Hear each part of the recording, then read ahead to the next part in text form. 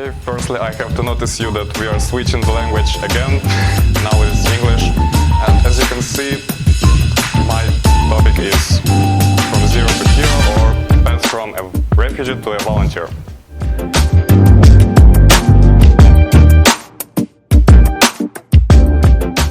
Firstly, I would randomly ask you questions like, has your life changed significantly within the last year?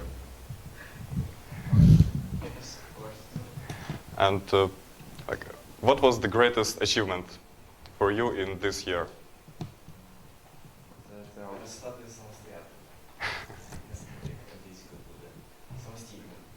Okay. I survived the first year of university. That is a tough one. A word about me.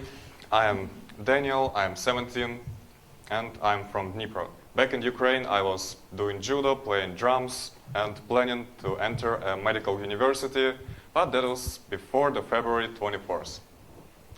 Also, on the 7th of January, I happened to meet a wonderful community of flight project-based education school, and gradually getting along with them better and better, I suddenly crossed Polish border with them just after 2 months after meeting those guys. And I definitely don't regret doing so.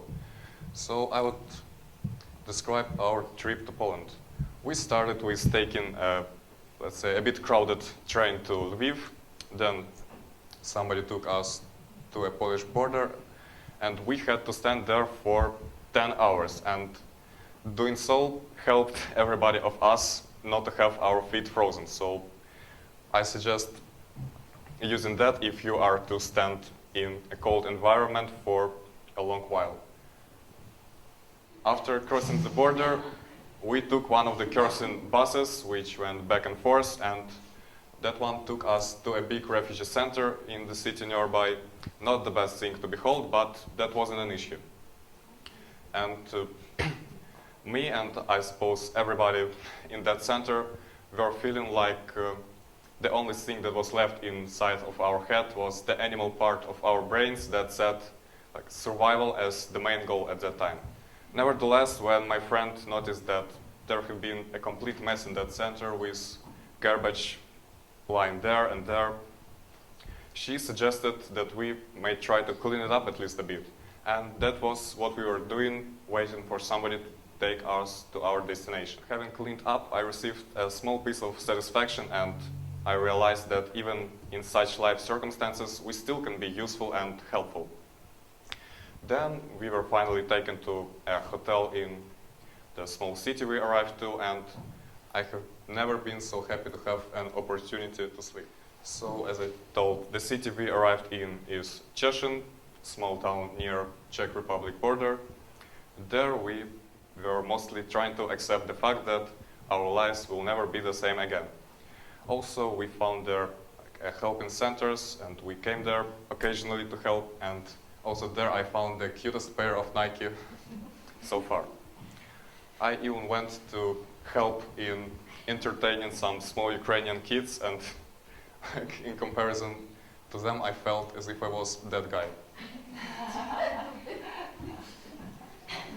The next step of our journey was arriving in Krakow on 31st of March, and by the way, that was the last time I got my hair cut.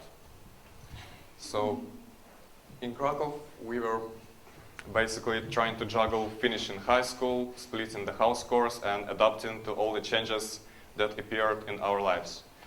And me and the boys were predominantly responsible for gathering food from all over the Krakow in helping centers, because just a remark, there was 14 and then even 16 of us, which made it quite difficult to find all the amount of supplies needed. Not to mention all the bathroom traffic we were to deal with. And in the very beginning of our breadwinner's career, amongst all the places such as at Dashinskiego, at Miodowa, we noticed an initiative called Zupa dla Ukrainy. Basically, it looked as follows: a contemporary art center adapted to humanitarian aid distribution. So we saw there lots of shelves filled with some food, hygiene stuff, and also there were stands with hundreds, if not thousands, of prepared soups in jars. and all of those people could freely take. So straightforward, we marked it out as the best place to visit according to our needs. So the episode I liked the most, having come once to Zupa dla Ukrainy again, I saw that there was a rigged up distribution point, namely a table that separated refugees and volunteers who gave them different stuff. Also there was maybe 30 meters line. I had to stand it, but fortunately it moved fast. And after a few minutes of standing from the height of my view, I saw that on the volunteer side there was a girl, and the first thing that came to my mind was, oh crap, she's so beautiful. And I thought, like, would it be appropriate if I would tell her so? And during the 10 minutes I have been standing in that line, I was trying to pluck up all the courage I could possibly find in myself.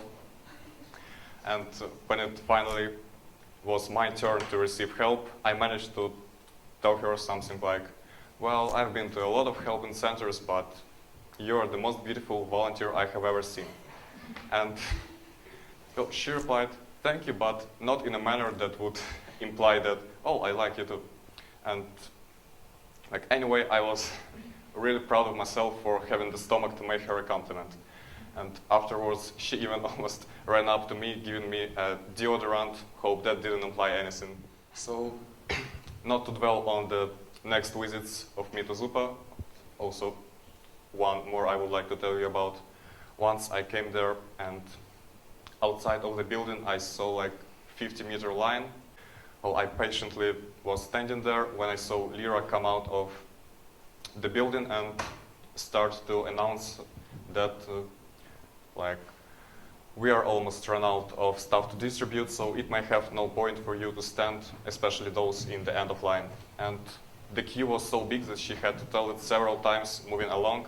And when she finally came to my part of the line, she addressed me like, can I talk to you for a minute? And said something similar to, well, I know you're a modest guy and you come here rarely, so like, there is a bag with stuff put aside for you, so it had sense for you to stay. And I'm not sure if even the term exorbitantly blissful would describe how happy I was hearing that. And needless to say that my affection to Lira immediately went off the charts when she said it. And like, for the next half an hour or even a few hours, I was the happiest person in the line. And I have to say that I have never been a victim of such a display of kindness. So, about the life-determining visit to Zupa dla Ukrainy, it was very simple. I just came there, I noticed that now the distribution point was moved to containers like 50 meters from the building. Oh, you can see them in the end of the line. And as usual, I was standing in queue until I saw Lira come out of the container, and when she noticed me, she approached me and said like, why are you standing in line? Come to us. And that simply I got lured in on the volunteer side and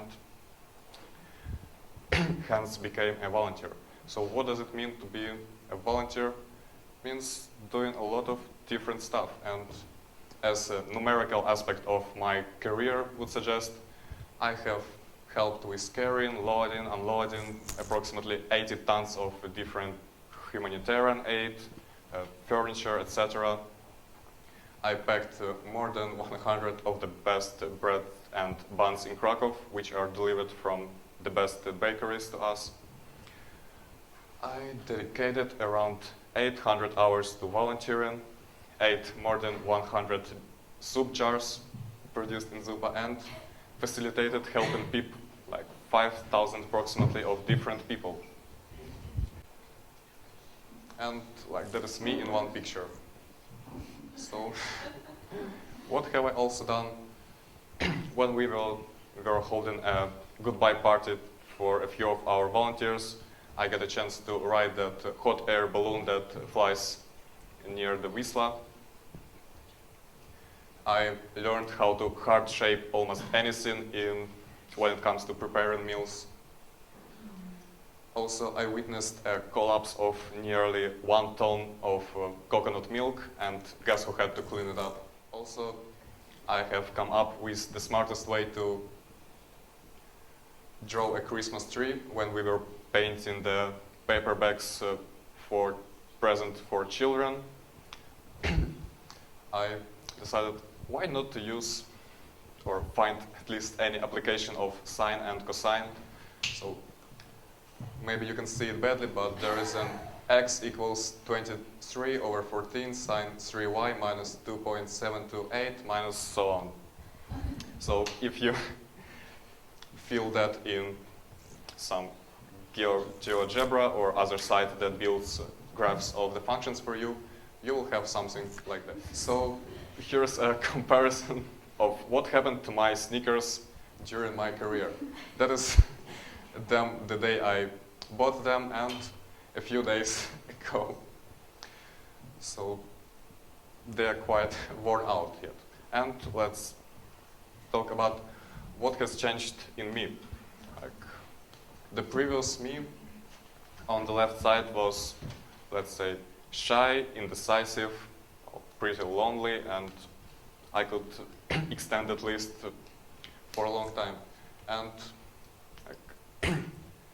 while writing the speech, I had to compare previous me and modern me with myself, and if I wasn't to do so, I wouldn't have noticed how much or how drastically I have changed during that period. So after 9 or approximately that amount of time, months of volunteering, I have become more decisive, more stoical. I guess Anya will tell you a bit about stoicism. Also, I recently has taken a third place in some judo competition, and while doing so, I realized that I now have such great friends that were crying or shouting like, "Danya, you can do it," while I was fighting, and they helped me a lot. That was very inspiring. And also, I would like to say that I experienced all the 3 concepts Ilya told you about, such as gratitude from being provided with so much help from Zupa для Ukraine, also knowledge, because now I know how to change the door locks, and there would be a lot of examples what I have learned volunteering. And also I experienced synergy. Maybe a lot of volunteers experience it, because it feels like everybody in that volunteering center has something to do, and if not them, it would be much harder to run such a place, and you feel as if you are a part of something much bigger, and that gives you a lot of satisfaction. So I want to ask you a question. Whom I convinced that choosing the way of helping this world and people you can help leads you to a better life? Yeah, we're convinced. I was just thinking about maybe I should join some volunteering. I want you to try to prioritize not taking but giving something to this world and check what will happen. And also, when you see somebody who is struggling and you realize you can help them, do so. Maybe the less significant help of yours will change his life. And I encourage you to become heroes. Then this world will have a bright future. So thank you for your attention.